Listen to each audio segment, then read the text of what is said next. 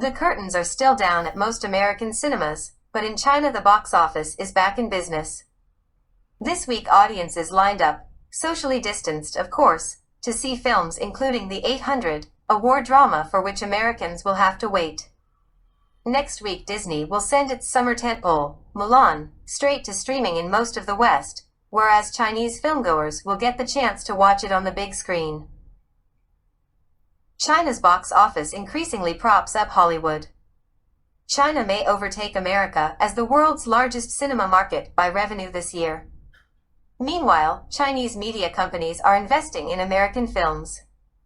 The result is that, from Mulan to Pacific Rim and Kung Fu Panda, Hollywood's output is geared towards the Chinese market. See article.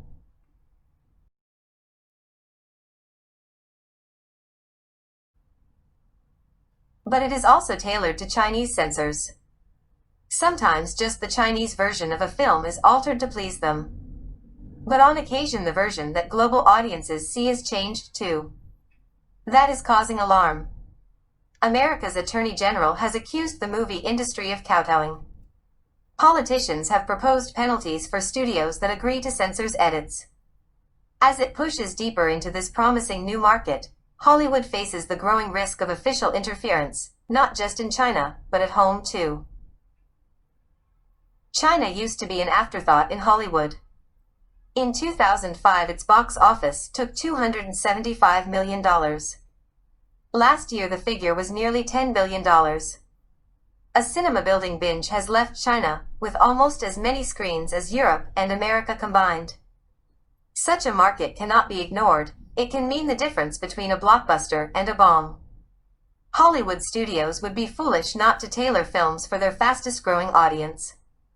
Nor is it a bad thing if, after a century of American-dominated movies, the script allows for superheroes and princesses who are not Western.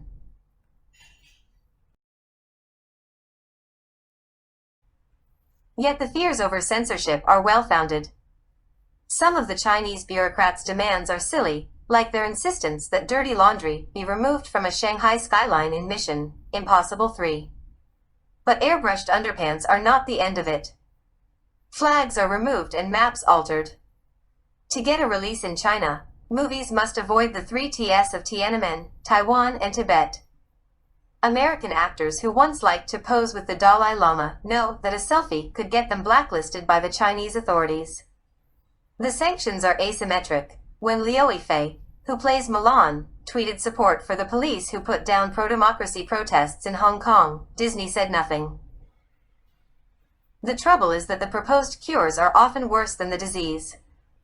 Ted Cruz, a senator from Texas, wants studios that agree to censors' demands to be banned from working with the Department of Defense, which lends its hardware as props. That would turn the government into an arbiter of what is politically acceptable, surely an idea more at home in the Communist Party than the Republican one. PEN America, a free speech body, says studios should disclose any changes they make to their Chinese releases. A fine idea, but studios have little incentive to do so, and if forced, they might respond by ensuring the original cuts of their movies were inoffensive enough to pass without edits, thus subjecting the whole world to China's censorship.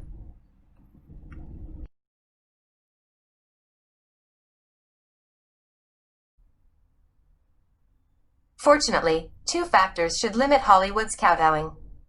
First, bending too far for the Chinese market risks losing the American one. When the National Basketball Association apologized to our Chinese friends for the pro-Hong Kong tweet of a team's manager, American fans' indignation forced it to backtrack. Activision Blizzard, an American gaming firm, performed a similar U-turn after fans decried its punishment of an esports competitor who had spoken out about Hong Kong. Following Ms. Liu's tweet about the police, #BoycottMulan started trending. Hollywood casting directors have long memories and are as allergic to controversy as any communist censor.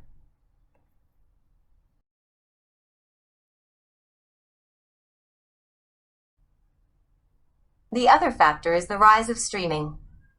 Whereas the box office is global, streaming is not. Locked out of China, Netflix can commission documentaries like Joshua, Teenager vs. Superpower, about a Hong Kong activist. The economics of streaming are all about exploiting niches, making it easier to say different things to different audiences. All this calls for a dose of that rarest of Hollywood ingredients, realism. There is no way to eliminate the Chinese government's influence on the global film industry. But Western policymakers should hold back from telling filmmakers what they can say. Upholding freedom of speech starts with leaving them alone, and leaving the meddling to China.